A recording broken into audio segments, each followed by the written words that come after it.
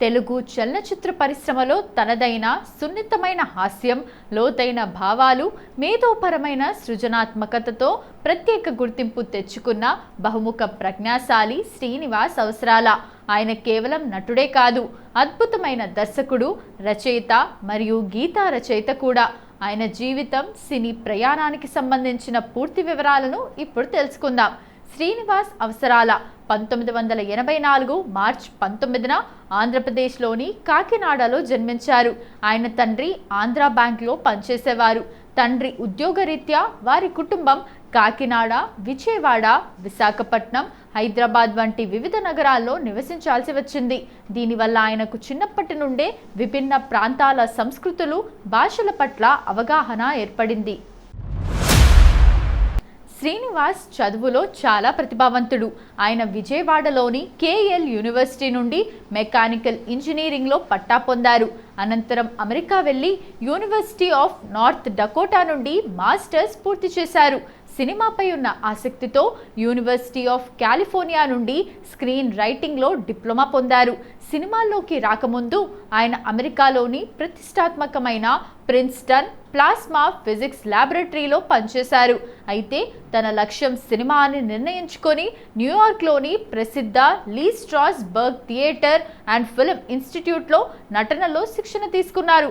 2008లో మోహనకృష్ణ ఇంద్రగంటి దర్శకత్వంలో వచ్చిన అష్టా చమ్మా సినిమాతో శ్రీనివాస్ నటుడిగా పరిచయమయ్యారు.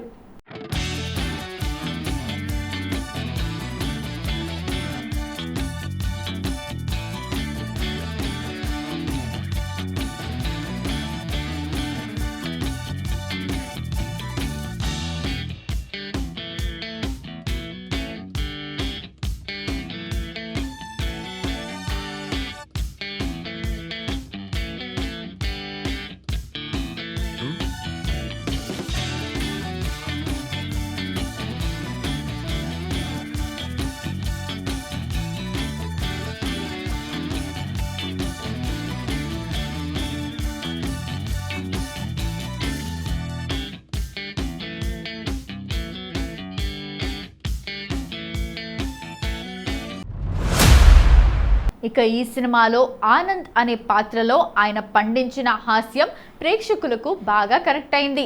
అదే సినిమాతో నాని కూడా పరిచయం కావటం విశేషం. 2014లో ఊహలు గుసగుసలాడే చిత్రంతో ఆయన దర్శకుడిగా మారాడు.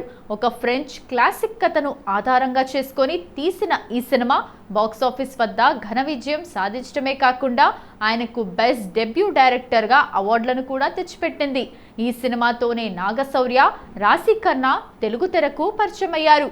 శ్రీనివాస్ కేవలం కామెడీ పాత్రలకే పరిమితం కాలేదు.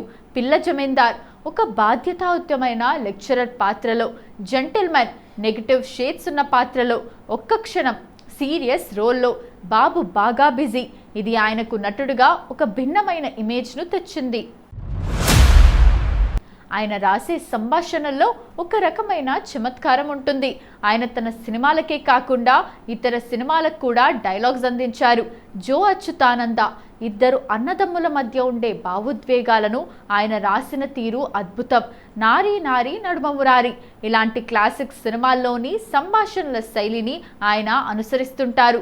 ప్రస్తుతం ఆయన దర్శకుడిగా, నటుడిగా చాలా బిజీగా ఉన్నారు.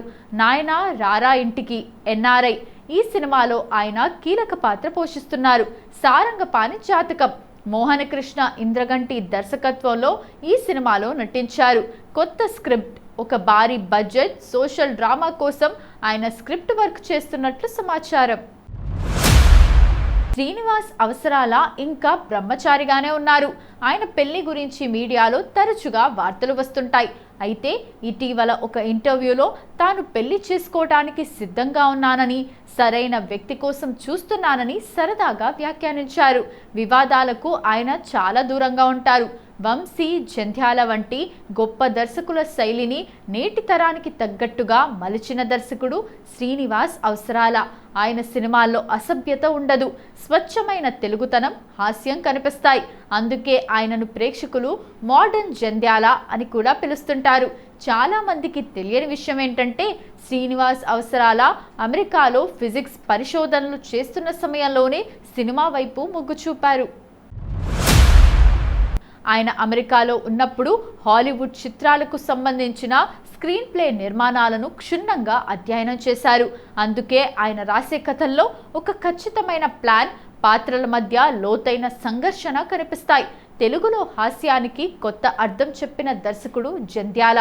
శ్రీనివాస్ అవసరాల రాసే డైలాగ్స్లో కూడా అదే తరహా చమత్కారం ఉంటుంది.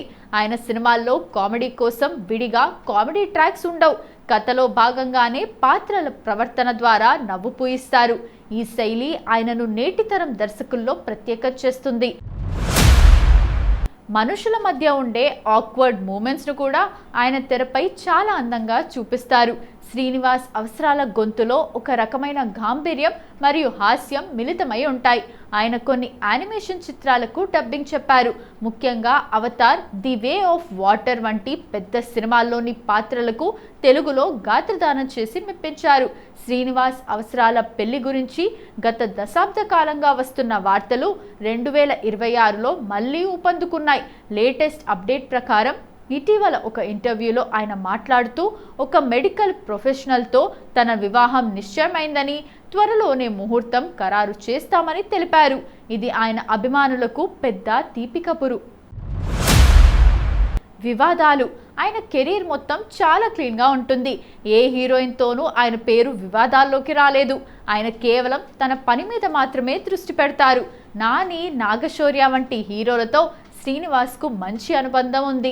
నాని తన ప్రతి సినిమా స్క్రిప్ట్ విషయాల్లో శ్రీనివాస్ సలహాలు తీసుకుంటారని ఇండస్ట్రీలో టాక్.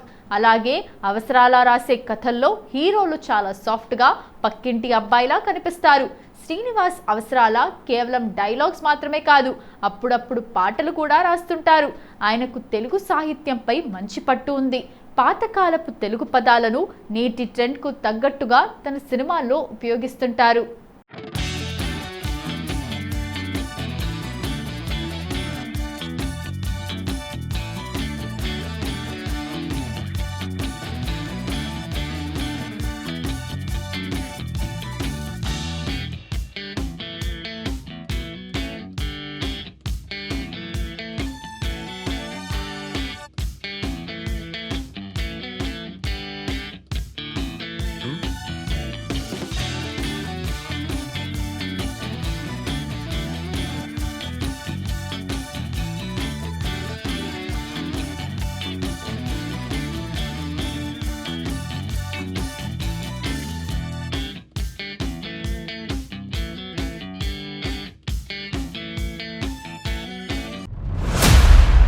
సినిమా అంటే కేవలం వినోదం మాత్రమే కాదు, అది ఒక అనుభూతి అని శ్రీనివాస్ నమ్ముతారు. ఆయన తీసే ప్రతి సినిమాలోనూ మానవ సంబంధాల గురించి ఒక కొత్త కోణం ఉంటుంది.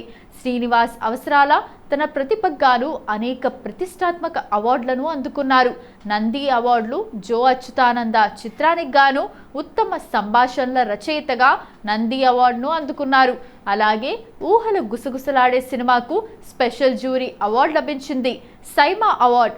ఊహలు గుసగుసలాడే సినిమాలో ఉదయ్ భాస్కర్ పాత్రలో ఆయన నటనకు గాను ఉత్తమ సహాయ నటుడిగా సైమా అవార్డు వరించింది. ఆయన నటించిన కంచె చిత్రం జాతీయ స్థాయిలో ఉత్తమ తెలుగు చిత్రంగా నిలవటంలో ఆయన పోషించిన పాత్ర కూడా కీలకమైంది. దర్శకుడిగా తన తదుపరి ప్రాజెక్ట్ను పక్కాగా ప్లాన్ చేస్తున్నారు. నానితో సినిమా అష్టాచమ్మ కాంబినేషన్ మళ్ళీ రిపీట్ కాబోతోంది. నాని హీరోగా, శ్రీనివాస్ అవసరాల దర్శకత్వంలో ఒక కొత్త తరహా ప్రేమ కథ లేదా ఫ్యామిలీ డ్రామా కోసం చర్చలు జరుగుతున్నాయి. 2026 ద్వితీయార్థంలో దీనిపై అధికారిక ప్రకటన వచ్చే అవకాశం ఉంది. కన్యాశుల్కం క్లాసిక్ నాటకం కన్యాశుల్కం ఆధారంగా రూపొందుతున్న వెబ్ సిరీస్కు ఆయన దర్శకత్వం వహిస్తున్నారు. ఇందులో అంజలి, మురళీ శర్మ ప్రధాన పాత్రలు పోషిస్తున్నారు. నాయన రారా ఇంటికి ఎన్ఆర్ఐ బాల రాజశేఖరుని దర్శకత్వంలో వస్తున్న ఈ సినిమాలో ఆయన ప్రధాన పాత్ర పోషిస్తున్నారు. ఇది డిసెంబర్ 16, 2026న విడుదలయ్యే అవకాశం ఉంది.